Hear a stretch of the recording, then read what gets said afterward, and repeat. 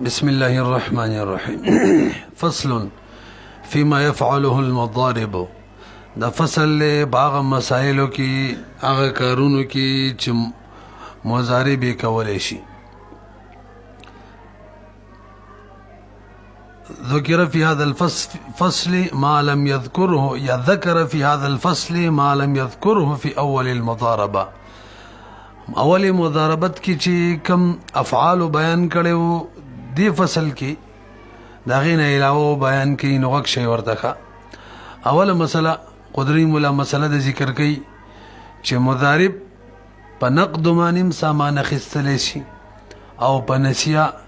نیټه باندې مخستل شي. دغه شان په نقد باندې خرڅول شي، نسیا په نیټه باندې خرڅول شي. نو وی قال ويجوز للمضارب، جائز د مضارب د بار ای بیع چې د مضاربت مال خرڅ کی ويشتري وایلی بالنقد والنسیا. وجه مضارب هغه کارونه کول شي کوم چې د صنیع التجار تاجرانو د کارونو نه یو دام ده. لأن كل ذلك ځکه په نقد باندې به شرا کول او په نسیه باندې کول هر یو من صنیع التجار دي. فینتظمه نو شاملیږي به هر یو ته اطلاق العقد مطلق عقد چې مضاربت کوا پستا دوړو ته شامل شو. البته کچری د مضاربت مال په اوږده نیټه باندې خرڅي به دا ټیک نه ده. دومره اوږده نیټه چې عام طور تاجران خپل اشیاء به دومره اوږده نیټه باندې نه خرڅي. عرف لره به اعتبار وي چې نیټه څومره ده، بس عرف ته به ګورو. مثلا عرف کې یو شی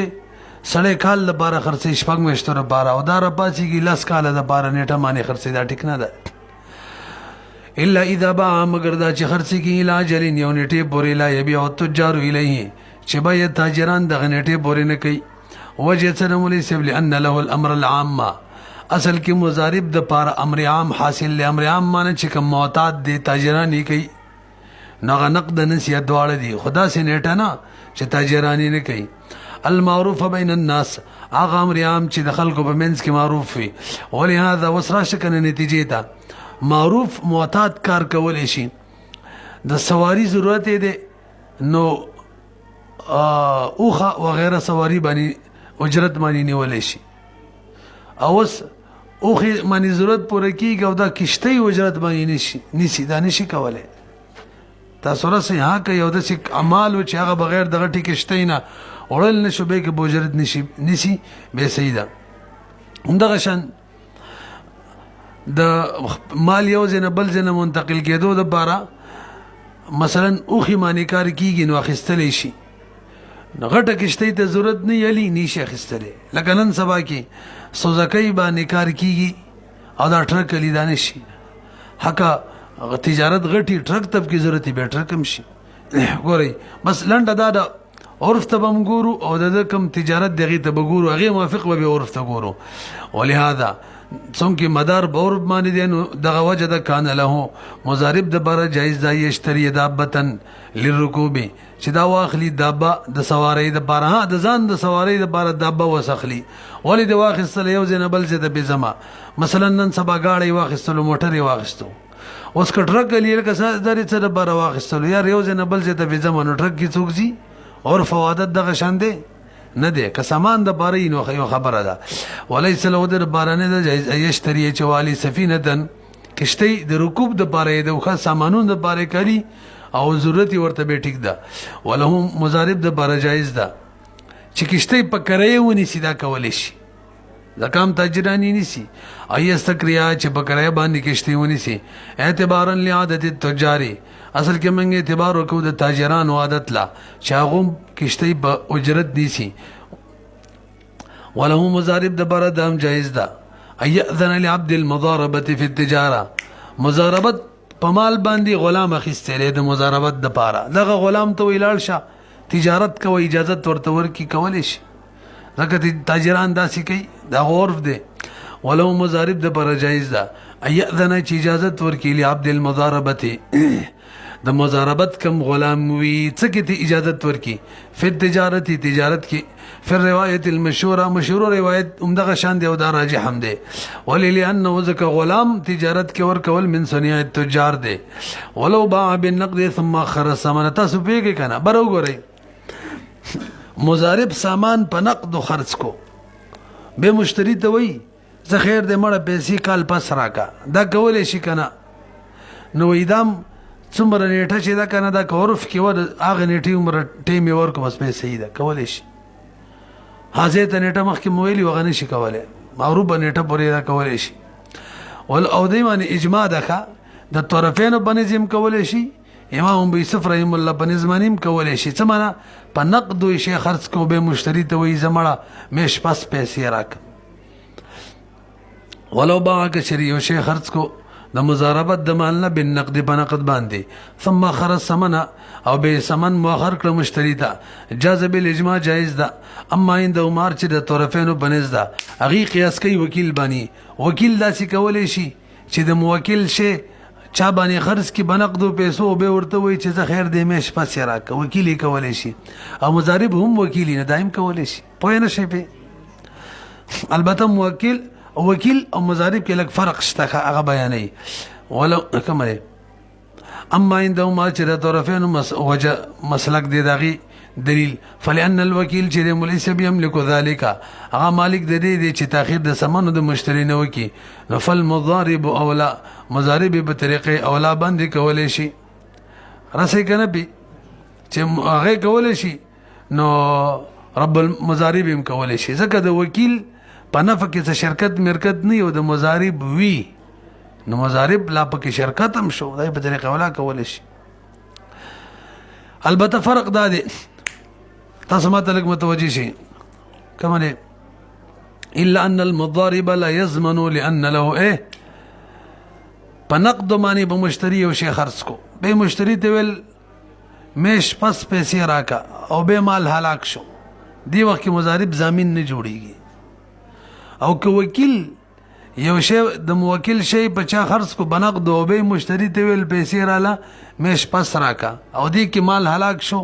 هغه وصولی نه کېدله توان په وکیل راځي دا فرق پکې دی الا ان المضارب چې لا يضمنون ضامن کیږي چې کوم تاخير د سمانو کو هلاک شو کنه شو خبر هل ضامن کیږي دا هلاک خبره کې ما سي وضاحت د پاره وکړه یعنی رب المال ورته دانی شي ویل چې لکه تاولی تاخير کړي پیسې راکوا وکیل ته ویل شي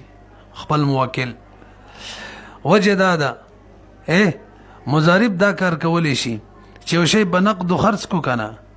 او واپس قالو کی دا شی راکو پیسې دي درواله هم مشتری او به ورته وي هم دقه پیسو معنی در خرڅو مو مش پس پیسې راکدا کولی شي نه رسې خبره معنی یو شی بنقد خرڅ کو بزر روپۍ واخستي واپس روپۍ مشتری ته ورکړه سامان ته واخستو او به ورته مکه روپۍ مثلا 100 روپۍ دی هو دا شی درواله او 100 روپۍ مش پس راکا دا کولې شي نو چې دومره لرتاوی کې کولې شي ډایرک مرتبه لې شي چې اوس په زمانه مش پس پیسې راکا او وکیل دانش کولې چې د مشتری موکل شي خرڅ کو او به دی واپس قاله وکي قاله نشي کولې ولی نشي وکالت خو ختم شو به وکالت څنګه مونږ ویلي وکالت ختمېدو کې چې کار پوره شي وکالت څه شي ختم شي به قالی نشي وجه د مولوی سیب لان له ذک مضارب د بار جایز د ايو قایل شي قال وکي ثم يبيع به دوباره خرڅ کې نسياتن ولا كذلك الوكيل وكيل بالبيع قال نشي کوله لانه لا يملك ذلك ذکا غي قال او بيع بالنسيا بعد هذا نشي کوله ذکا وکالت ختم شو امام ابو یوسف رحم الله بنز باندې وکیل او مضارب کې فرق دی هغه وی وکیل دا نشي کوله چې یو شی بنقد خرڅ کی او به مشتری ته وی چې الکه زمش پس پیسې راک دا نشي نه رسې په البته مضارب شي نو مضارب کې اتفاق شو کنه طرفین ویل وکیل هم کولی شي مضارب هم کولی شي امام یوسف رحم الله وی وکیلی نشي کوله او مضارب کولی شي اتفاق پچا کې شو مضارب کې پوه شو مضارب کولی شي به امام یوسف رحم الله وکیل او مضارب کې فرق ولی بیانې چې هغه دا کار نشي کولای چې پیسې لیټ کې مضارب کولای شي او یار وکیل هغه اقاله او به ورپسې نصیحتن بیان شي کولای څنګه چې دا فرق بیان شو مضارع به شي د دې وجه نه حکم هم دغه بیانې دا کوم فرق چې طرفینو بیان کو کنه امام یوسف رحم الله هم د دې فرق په وجه مانی وای وکیل پیسې نشي مؤخر کولای او مضارع به مؤخر کولای شي او هغه دغه فرق په وجه وای چې مضارع ضامن نه جوړیږي او وکیل جوړیږي اما عنده كما له واما عند ابي يوسف رحمه الله فلانه يملك الاقاله ومضارب چره مالک دی اقالی دی به د به د بالنساء چې واپس به په نساء سره خرج کړي نو دغه ونه کې ډایرکټ ورته مش پس پیسې رقم صحیح ده بخلاف الوکیل بخلاف د وکیل لانه لا يملك الاقاله اقاله نشي کولای ندام نشي کولای چې لکه پیسې مش پس راکا وس په مش پس راکا وکیل نشي تاسو د طرفینو د امام یوسف رحم الله فرق باندې پوه شولې طرفین وی وکیل هم کولای شي مضارع هم شي فیسی فی الحال مرکه و مش پس راکا دا کار امام یوسف رحم الله مضارع به شي وکیلی نشي ولو احتال بالثمن على الايسر على الايسر او الاعسر دې کې څه دي او الاعسر اجازه لګ بر وګورئ مضارب پچا باندې سامان خرڅ کړي دي توجه جی هغه مشتری ورته وي چې زما په ځای به پیسې د خالد درکې حواله ورکی نو مضارب دا کولای شي چې د حواله قبول کړي ټیک د خالد نه به زبو اصول کما وياو کولای شي پچا چې حواله ورکول کیږي لکه خالد کدا غریب یو کمالداري مضارب دا کار کولای شي پوه شئ به ولو احتال ک چری حواله قبول کی بالثمن د ثمنو على الايسر مالدار سری معنی ویل اثر غریب معنی جائز ده وجه سره حواله تاجران کوي کنه نو مزدام تجارت دی لان الحواله من عاده التجار دا تاجرانو د عادت نه بخلاف الوصي بخلاف د وصي باندې يحتال بمال اليتيم لکه وګورئ د یتیم مال وصي خرج کی بچا باندې چا باندې چې خرج کړي دي هغه ورته وې زما پیسې په پلان کې درکینو کمالدار او چا باندې چې حواله ورکړه اصولي دي کېدل شو کولې شي دا وصي ته اجازه ده غریب سره دغه وصولونه کېګه نه کېدل او مشتری وته وې چې الکه یتیم ولی پیسې دغه وصول کنه غن به نو وصولي کې نه به ولی نشي کوله ځکه د دې وصي ولی نه وصي یاد کوي وصي په مسله پوه شوي وصي چې مقرر شوی دی یتیم په مال باندې چې دی کې ته تصرف کولای شي به مال دی یتیم بچا خرج کو مشتری ورته ویل پیسې په پلان کې درکې کاغه مالدار وصولي ته کولای شو وصي د حواله قبل ولې شو که غریبو نیشي وجه سره ځکه وصیت دا ولایت دی او دا بنا دی په مصلحت باندې نو دې کې مصلحت شته چې حواله په مالدار سړي ورکی خو چې غریب سړي باندې ورکی دې کې مصلحت التصرف على الرعيه منوط بالمصلحه 57 نمبر ماده دا اوس نن منګ ویلوم دا صورت پکې باقاعده بیان شوکا تفریحاتو کې ګورئ ودا کمنه بخلاف الوصي يحتال بمال چا حواله قبول کی بمال اليتيم دي يتيم د مال حيث يعتبر فيه الانذر اي کې به اعتبار انذر لروي نو کچري مالدار وصولي تی کېدل شول نو ټیک ده غریب اصولي تنه شو کېدل به نه ټیک حق غریب نه اصولي صحیح و به هم صحیح ده لان تصرف هو ځکه تصرف د وصي چې ده د مقید ده بشرط النظر چې ده کې بد ماشوم په مال کې شفقت او نظر وی خیل وی والاصل الاکبر وګوري جی مضارب چې کم کارونه کوي کم نشي کوله د درې قسمه جوړیږي یو هغه چې مطلق مضاربت سره ټول کارونه کولای شي مخکې بیان شو چاله امانت ورکي کولای شي وغیرہ وغیرہ ابدا کولای شي مخکې درشوي وکنه او بعضی کارونه دادي چې په مطلق مضاربت معنی نشي کولای البته اعمل برأيك چې ورته وي به کولای شي او بعضی کارونه دادي هدایت چې نه په مطلق عقد کې کولای شي لکه قرضه چاله ورکول او اعمل برأيك چې ورته وي به هم نشي کولای ترڅو چې نسی وته نه کړي چې لکه ټیک د بل قرضه ورکول شي دا رسېږي ټول څه شو یو په مطلق کې عقد کولای شي او دویم په عمل برأيك کې کولای شي په مطلق عقد نشي او دریم په دغه دواړو کې نشي بلکې نص پکې ضروری چې مضارع رب المال ورته وي چې قرضه ورکول شي مثلا غوري وتوس والاصل اصل لار انما يفعله المضارب هغه کارونه چې مضارب کوي ثلاثه انواعين دا درې قسم دي نوع یو نوع یملکه مضارب داغي مالک جوړیږي به مطلق المضاربه په مطلق مضاربت باندې او ما يكون من باب المضاربه دا کارونه دي چې کوم د مضاربت د باب نه دي او توابعها او د غیر توابع ایداء او افضاد او ما ذکرنا دا مخکې ذکر کړیو ښا البيع بالنقد والنسيئه تیر شو کنه شو والاذن لعبد المضاربه تیر شو کنه وتاخير الثمن والاحتيال حواله قبل ولا تیر شو کنه ومن جمله داغید مجموعين التوكيل بالبيع دا مضارب څوک وکیلم جوړولې شي چې مضاربت مال خرڅ کا والشراء څوک شرام جوړولې شرام باندې وکیل جوړولې شي وللحاجه الیه زکا وکیل توکیل ته حاجت ده ولارتهان د غشان مضارب دام کولې شي چې بل څه شی پرهن کې ورکی داغه قرض مضارب باندې پوری مضاربت د مال قرضوي ورهنو یا د بل نه رهن ونیسي چا باندې پیسې پوری رهن کې تڅګیر کی دواړه دام کولې شي لانه ایفاء و استیفاء لف نشر غیر مرتب دیکھا ځکه پر رهن کې ایفاء ده چا نه شي رهن کې ونیولو رهن کې خودلو چا سره دا ایفاء ده ګویا د باندې کوم حق دی غا ادا کوي او استیفاء بل نه حق اصول دا کلا لف نشر غیر مرتبه لیکل کنه ایفا کول دا رهن کې دغه یعنی چانه چې څه شي ارتهان منه مورانه نکړه رهن والارتهان معنا دا چې بل څه شي پرهن کې ورکی ندی کې ایفا کیږي کنه نه ارتهان معنا دا یار بل څه شي رهن کې نیول دا د سره باري استیفاء خپل حق اصولي بکول شي او صحیح شو او ورهن معنا دا بل څه شی برهن کې ورکول د کی ایفاء ولګوي دا وفا کول شي حق ادا کول شي او صحیح شو کنه نه دا ارتهان کول شي بل څه شی برهن کې نیول شي ورهنو بل څه شی رهن کې ورکول شي لانه ایفاء بل څه شی رهن کې ورکول دا وفا کول دي او بل څه شی رهن کې نیول استیفاء لف نشر غیر مرتب شو کا ایفاء رهن سره استیفاء ارتهان سره ول اجاره تو اجاره کول شي او شی چاله په اجاره کې ورکی ول استیجار بل څه شی په اجاره نیول شي مخکې ویل سواری نیول شي ول ادا بل څه شی امانت ورکول شي مضارب ول ابدا ابزام کول شي چې مال مضاربت چاله ورکی ګټه په وکاټول مال راوړه والمسافره سفرم کول شي علامه ذکرنا من قبل دا مخکې تیر شوی وکا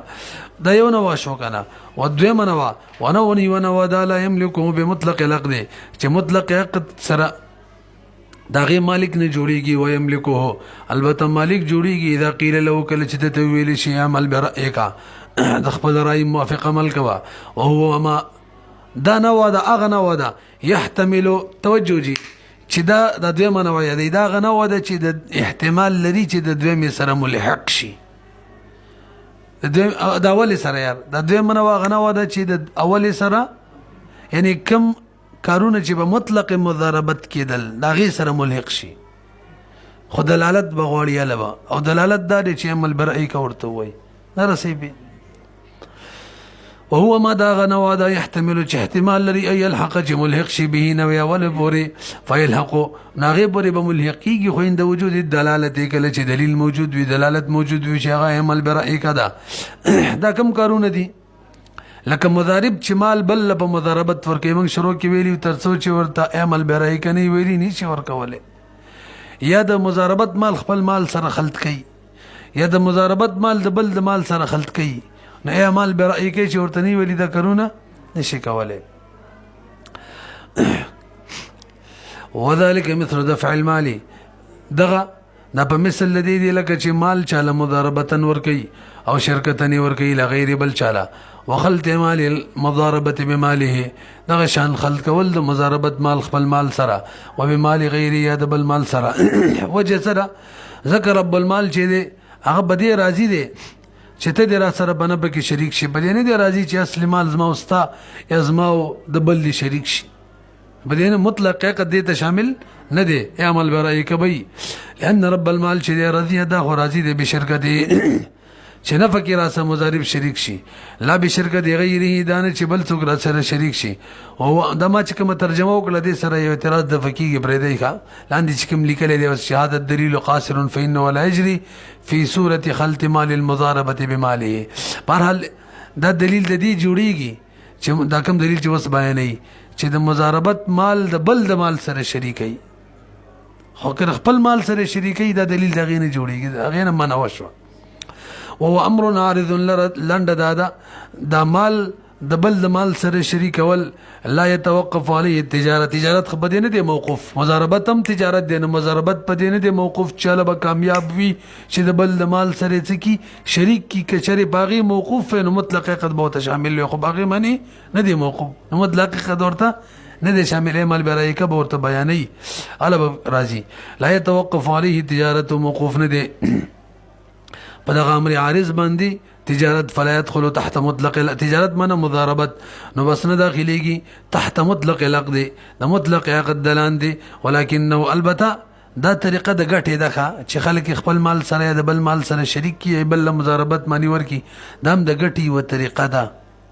چې دا نه مال برای کې ورته ویلو بس دلیل پیدا شو اوس دام کولې شي ولكن وجهه لكن دای ولا رد في التثمير بغټه کولو کی فمن هذا الوجه نو کدی وجه ته وګورو چې بده طریقه م غټه کیږي چې خپل مال سره شریک کی مضاربت مال د بل سره شریک کی بل مضاربت مانی ورکی يوافقه عقد مضاربت سره موافقم شو نو اوس چې دلیل موجود وي پکې داخلي کې ودا کارونه بم کولې شو دلیل سره عمل برای کده فيدخل فيه داخلي کې په دغه ولکه اول نه وای کې بدا داخلي کې یعنی عقد مضاربت بدی تم شامل دي سی وایا داخلي کې به فيه عقد مضاربت کې کولې به شي عند وجود دلالت کله چې دلیل موجود شي وقول او دا قول چې عمل برأي کړه دا دلالت ده کنه دلیل دی علی ذالک په دې خبره چې دا دی عقد کې داخل شي ونه وندریم قسمه وکموا لا یملکو هو چې مضارب دغه مالک نه یا کارونه نشي کوله لا به مطلق العقد کې نشي کوله ولا به قول یعنی به قول کوله شي چې عمل برای کوي مو کنه کله به کوله شي چې نسو کی الا ينص مگر دا چې باقاعده نسو کی علی باغی باندې رب المال ورته وی چې لکه بس کوي لکه بل قرض ورکول الله مې درته ویلوخه او هو او یا د بل د مضاربت د مال لپاره قرض وصول اول څنګه رب المال لپاره قرض وصولي شو لکه بل چاره 100 روپۍ وته 1 لک روپۍ مضاربت کې ورکړي دي پاغه باندې خو سامان اخیسته دي اوس چانه قرضالي نور سامان پیلی مضاربت د پاریلی او یا سامان نور سامان په قرضه باندې لی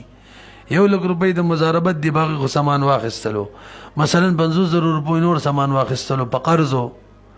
دا قرضه چا به حسابيږي د خراب المال پسې استدانت دا شوکا نو هغه تنس کړی چې کوي چې کني نشي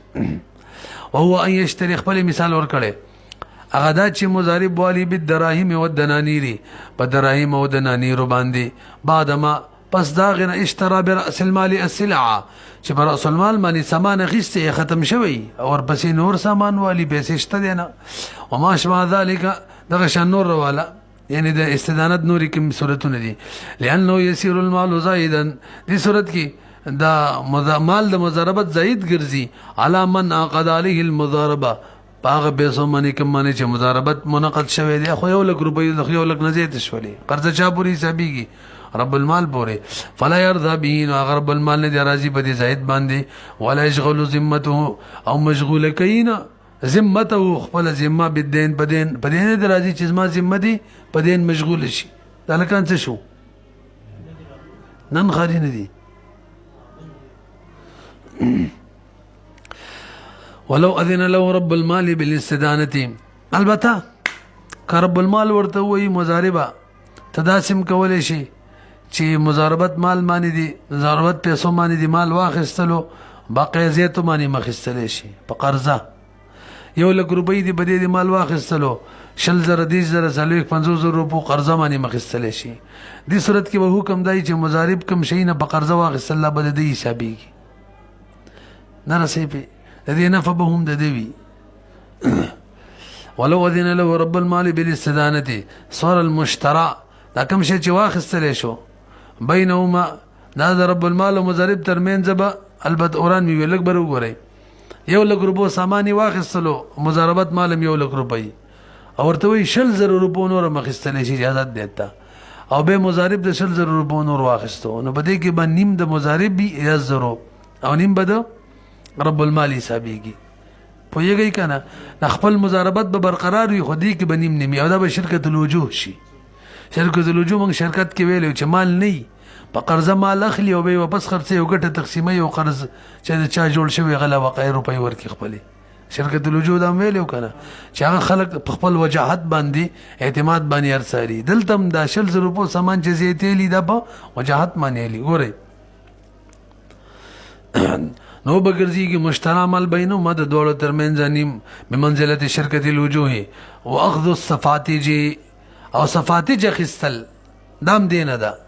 صفاتج څه ویل کی صفتجا د مخکرات تیر شوی او حواله کی هغه دا چې د خالد مثلا په کراچۍ کې دی او زه ورته مو دا 1 لک روپۍ قرضه والا او ستا ورور یوسف پیښور کې هغه ته ټلیفون وکړ چې به مال ترا کې زما او مقصد په کې دا وی چې لار کې رانه څوک پیسې وانلی د لارې امن دای مقصود وي چې ما پیسو ته امن ملاوي شي د سیده کنه دا نو مضارب دا کول شي چې د چانه پیسې په کراچۍ کې والی او به دلته بل کس هغه ته وي به خبر کې ولا ورکو یاو کولې شي خدای چې کله ورته رب المال نس کړی ام استدانت په حکم کې دی او که مطلق عقد کلی شوی نشي کولای عمل برای کې وته ویلي نشي کولای دغه شان چاله په صفتجی باندې پیسې ورکول مضارب ورل ورکی کراچۍ کې دواله په خبر کې به وصولی کما دیم دغه حکم دی پوهه شوی به یعنی کنه سکړی صحیح وي کني نه با واغذ الصفات جي لانه نوع من الاستدانه اذا داغم یو نه واده وکذا اعطاء هذا غشان بل صفتجه باندې پیسې ورکول په خبر کې باندې به وصول کما ولی بل ورکول خو قرضه ورکول لانه اقراض دا خو قرضه ورکول لچاله ولتق بمال وبغير مال غلام د مزاربت د مالنا مفت ازادي په پیسو باندې ازادي دم الکول شي چې نسی ورته کړی او کنه سینی کړي ولنو دو صورتونو نه دانه دي نشي کولای به بمال وبغير مال والكتابت غلام مکاتب جوړي مزاربت مال کې غلام دی مکاتب اکشه لګتی اس کې مړم بڑم پیراله وچو یار تاسو ویږي کنه نو د مزاربت مال کې غلام دی غلام ته وایي ته زما مکاتب شي دومره روپۍ راکا کولی شي کنه نو کچري نسی وته کړی کولی شي کني نشي کولای لنډه دا موږ په لنډ الفاظ وایو دام د استدانت نه دی یعنی درې مینه وای نه دی والکتابه لانه ليس بتجارت نام تجارت نه دی والاقراض چاله قرض ورکول والهبه هبه چاله ورکول والصدقه چاله صدقه ورکول دام د استدانت یعنی درې مینه وای نه دی دا ولې نشي کولای په مطلق عقد او دا غشن عمل برای یک باندې لانه تبرع محض زکدا خالص تبرع د تجارت هونه دی قال قدري مولا فرمای ولا يزوج عبدا ولا امه من مال المضاربه برګوري جی مضاربت په مال کې غلام دی نکاح ورلکې نشي کولای وینځدا چاله بنکاح ورکې نشي ورکولای ځکه دا خو د تجارت نه دی کنه یار ولا يزوج عبدا نو د غلام نکاح نشي کولای ولا امتن د وینځم نشي کولای د مال د مضاربت نه چکم غلام وینځي البته د امام بیسف رحم الله ورای دادا چې وینځه د مضاربت وینځه اچاله بنکاح ورکې ټیک ته ځکه دې کې ګټه ده کنه یو به مہر رسول کی اول نفقه به ختم شي سبب خپل خاون شي ونبي يوسف رحم الله انه مضارب چره يزوج الامه د مضاربت وینځه بنکاح ورکول شي لانه من باب الاکتساب ځکه دا د کسب د ګټې د باب نه ده الا تراتن ګوري نو مضارب چره یستفیدو دا فائدہ حاصله ولې شي کنه به په دغه بل بنکاح ورکول باندې د څه المهر د مہر وسقوط النفقه او نفقه به ساقط شي د نه په خاون بشي ولو ما او طرفین ورته ویني شي کوله هغه دا چې انه ليس بتجارت دا وینځ بنکاح ورکول د تجارت نه خونه ده ولقد او وقت تجارت لا يتضمن الا بالتوكيل بالتجاره دا شامل نه مگر توکیل بالتجارت تاسو پیږئ کنه یعنی څوک په تجارت وکیل جوړ کی هغه ته شاملي څوک چې دی وکیل په تجارت کې جوړ کو وینځ واخیستله چاله به نکاح ورکولی شي غلام یې واخیستلو نکاح ورله کولی شي وکیل نیشي دغه شان دام دی بهرحال دا تزویج د وینځې دا داسې شو کل کتابت یې لکه مکاتب جوړول والعتاقي او آزادول علی مالین بمال باندې او دا لکولی شي چې نس ورته وشي مخکې تیر شوی و لانه اکتسابن ځکه دې کې کسب شته دی خو دومره ده چې د تاجرانو عرف داسې نه دی ولکن لما لم یکن تجاره هر کله چې دا تجارت نو لم يدخل تحت المضاربه مطلق قد لاندې نه داخلېدلو تجارت ته ونو فکذا هذا استدانت پشان شو لنډه دا ده نو تزوج د وینځي عمدقه شان دی تجارت د لاندې نه دی داخل نس چې وشي به وټیک وي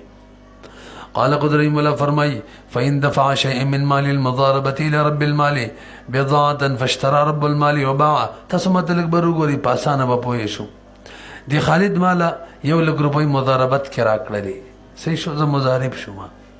به د مضارب رپاتېږي او رب المال ته پیسې بضاعت معنی ورکی چې لکه رب المال دا پیسې درواله په دې کار مار کوه او ټوله ګټه مال راوړه نو مضارب پیسې واپس رب المال ته ورکوي خو بضاعت معنی صحیح به یې کنه او صحیح ده وایي امام ظفر رحمه الله وایي نه ده صحیح ورته وګورئ فإن دفع کچری مضارب ورکی شیئن من مال المضاربه څه پیسې د مضاربت د مال نه یو لکه راکړي لزر می واپس ورکړي الی رب المال ته ورکی بضاعتن بضاعت باندې فاشترى رب المال رب المال به سواخلی وبا او خرچی کی او کمګټه وشي فهو علی المضاربه مضاربت نه فاسدی کی دغه ګټه به مضاربت نه وي خپل منځ کې به غزړه مضاربت باندې تقسیمي امام ظفر رحمه الله وی دې سره مضاربت فاسدی کی ځکه مضاربت په شریعت کې موږ دا ویلیو چې رب المال به پیسې مضارب ته ورکوي تخلیه به کې ویلی مو کنه اوس چې مضارب را پاسې د پیسې واپس رب المال ته ورکړي نه تخلیه ختم شوله پیسې رب مضارب ته پاتې نشوي نو مضاربت څه شو فاسد شو وقال امام ظفر رحمه الله فرمای تفسد المضاربه فاسدی کی مضاربت وجه سره لأن رب المال چې متصرف ده خو تصرف کوي په مال نفسه خپل مال کې دا خو ته مضارب چې کله مال ورکو دا خپل مال له فلا يصلح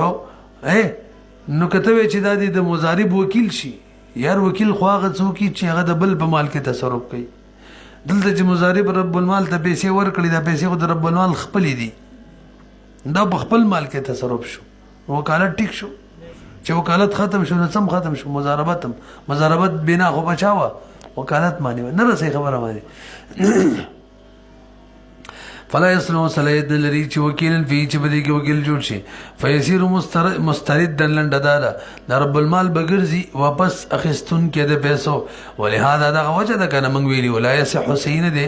عقد مضاربت اذا شرط العمل چې اذا شرط العمل کله چې عمل شرط شي علیه په مضارب رب المال باندې ابتداء د ویلیو ولنا من وایو یو بل تخلیه وشوله رب المال پیسې مضارب ته ورکړلې مضارب په دې کې هر قسمه تصرف کولی شي مضاربت متعلق تصرفات کولی شي کنه نو تصرف مالک څوک شو لکه مضارب ما ته بل وخت دی رب المال پیسې ورکړلې چاته مضارب ته مضارب مالک د څه جوړ شو تصرف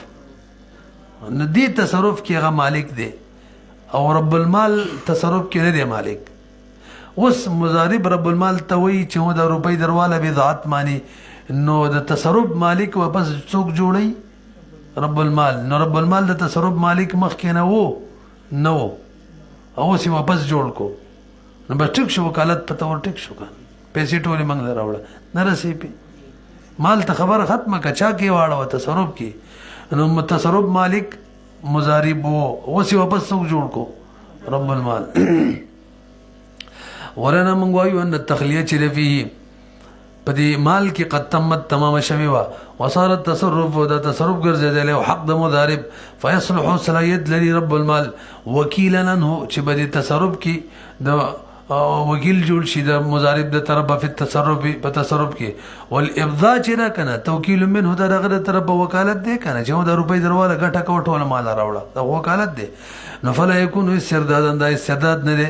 بخلاف شرط العمل ها په خلاف دغه صورت کې چې شروع وخت کې وای چې مضارب سره رب المال عمل کوي به خو تخلیه رانه دلته خو تخلیه شوې ده زمونږ مسله کې خو تخلیه شوې پیسې ټولې مضارب ته ورکړي دي او که شروع کې شرط ولګي چې رب المال به عمل کوي نو به خو تخلیه نه وي بخلاف شرط العمل عليه في الابتداء ولي لانه ذکر دا عمل شرط کول په ابتدا کې د معنی د تخلیه جوړيږي وبخلاف ما اذا دفع المال الى رب المال مضاربه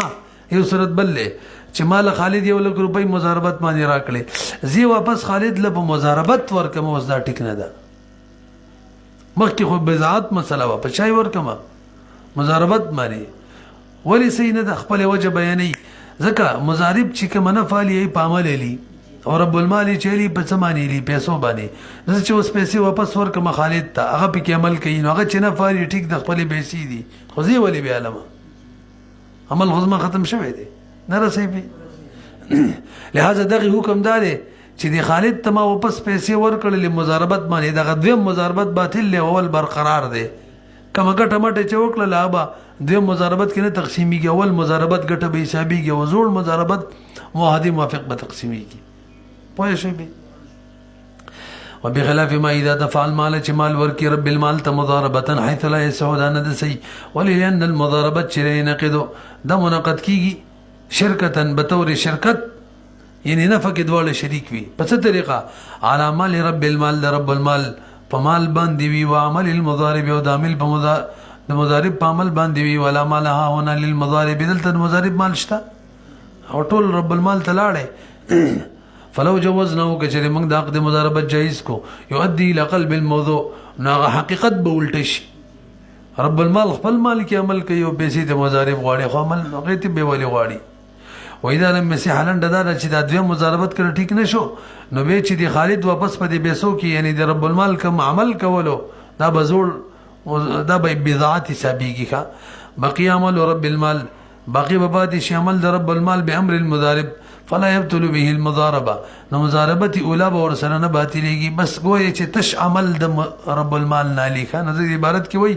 باقي ببادي شي عمل د رب المال په امر د مضارب باندې یعنی تش عمل بي مضاربت بني قال امام محمد رحم الله فرمای واذا عمل المضارب في المصر فليست نفقته في المال لك برو ګورئ اوس مضارب کا د نفقي مسئله ده خرچه خوراک سکاک دا بچي حسابي ګوره لکه نکه مضارب کم خار دی هم پاغي کې د عمل کو کور تشپیل راتللی شو نو به خرچه خپل کوي او کچري بار تللو نو به د خوراک سکاک کم خرچه را به د مضاربت د مال نه کوي هغه به تیوباسي بقای کم نفع و به تقسیمه یو کنه ور نه ایمن پوه شوي به واذا عمل المضارب کله چې عمل مضارب کوي فی المصر بخار کې فلیست نفقته نبوي نفقه د مضارب فی المال فمال مضاربت کی وان سافر هاکا سفر کوي نفطعام و طعام د مضارب وشراب اسکاک د مضارب وکسوت حتی کپڑے او رکوب کم سواری چې کرایګانې مرایګانې دا ټولي چې دی ومانه او شران وکران رکوب نه مراد شراء اخستل دي عارضی چې کله مضاربت ختم شو واپس به خرج کو اسباب کې ګرځو خلک غلي کنه گاړه ورلا مال سوزکی موزکی والی وکران دغه شین په کریم نیول فل مال دا په مال کې یعنی مضاربت په غټي کې وي او وجه الفرق دا دی ولی چې کله خار کې دن نو دی وخت کې دا د رب المال د پاره قید نه دی اصل کې قاعده او قانون منګال ته ویلو نفقه کې کتاب النکاح کې چې قانون او قاعده دا د څوک چې د چا په حق مقصوده کې گیر وي نفقه پاغي ویلی مو کنه نو چې کله دا په خار کې کار کوي دا خپل خار کې گیر دی خپل خار کې دی نو اصلي او چې بار لاړ شي د مضاربت په حق مقصوده کې د وخت گیر شو نفقه به په مضاربت په مال کې شي او کدا خار کې وو به خو نه دیږي وجد فرق دار چې ان نفقه چې تاسو ټول د فتدا تجب د واجبېږي بإزاء الاحتباس په مقابله د قید کېدلو کې څوک چې د چا په حق مقصوده کې بنوي نفقه باغی لکه نفقه د قاضي چې د عوامو په حق مقصوده کې بنوي د عوامو د مال بیت المال نوي او نفقه د کزي زکه کزه د خاون په حق مقصوده دي کې بندي نفقه په خاون وي والمضارب چې په المصر ساکنون دا خو اوسېږي به سکن الاصلي په خپل زړه اوسېدو هغه اصلي اوسېدو باندې چا گیر کړي خو نه دي او اذا سافر کله چې مسافرت وکي ساره محبوسا بالمضاربه دی وخت کې دا محبوس ګرځي گیر محبوس شي د مضاربت د وجنه فیستحق النفقه نو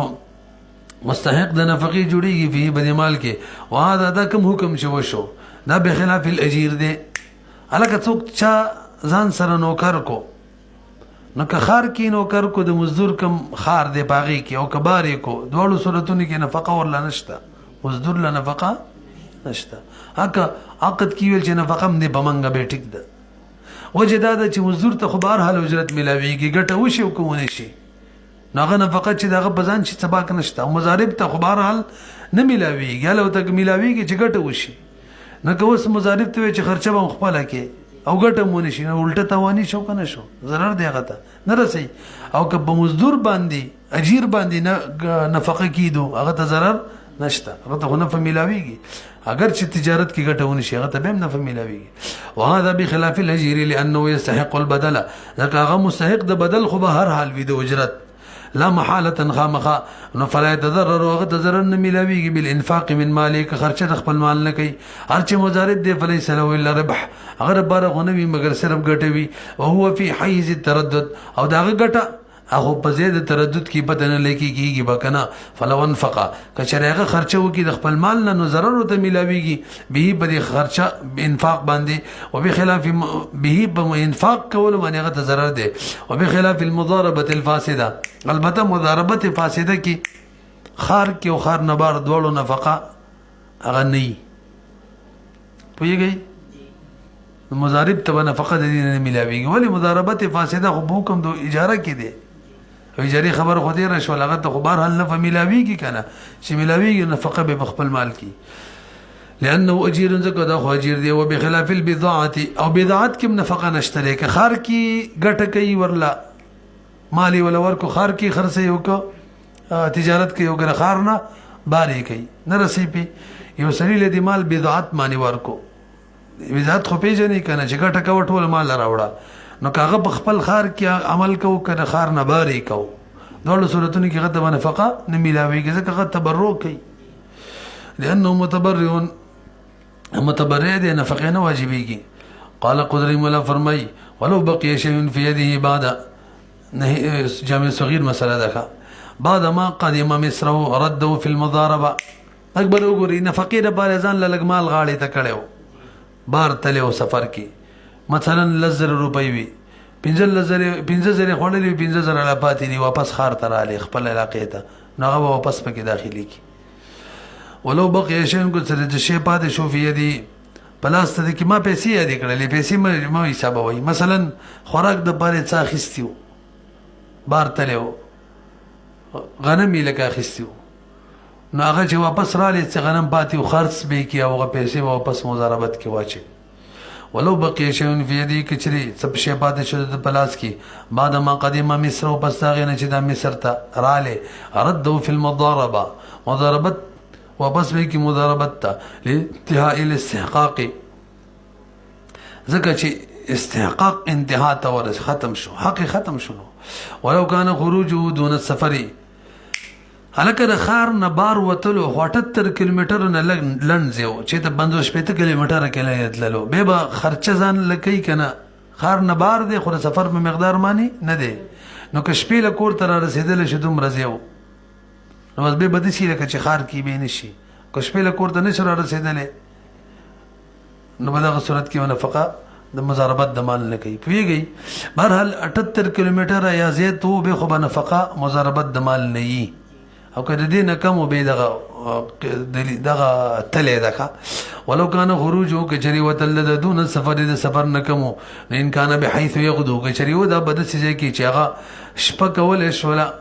سار کول شو یوځي کې ثم يروح به شپه واپس کور ته راوړل شولا فيبيت بیا لې شپه کور کې کول شولا فهو بمنزله السوقي دا بد سي لکه چې خار کې بازاری دی په مصر کې وان کان بحيث او کچری دا بد سي اندازه کې چې سارتلو ماخام کور ته نشرات لش پیلا یبیت به اهله نفنفق دود نفقه به مال مضاربت کې لان خروجه للمضاربه ذکر د وتل د مضاربت د بار دي کنه والنفقه هي ما يصرف الى الحاجه او نفقه دا غشیر کنه چې دا خرج کیږي حاجت راتبه کې دایمي حاجت کې دلته حاجت دی نو او ما ذکرنا او هغه تاسو پیږي کنه الکه لأن خروج الى المضاربه مسله ختم شو بده معنی کا دلیل دغه ځای پورې وتلی د مضاربت د بار دی شپې له کور ته نشر رسیدلې خرچه به د مالی مضاربت نه پدې پوه شو اوس راځي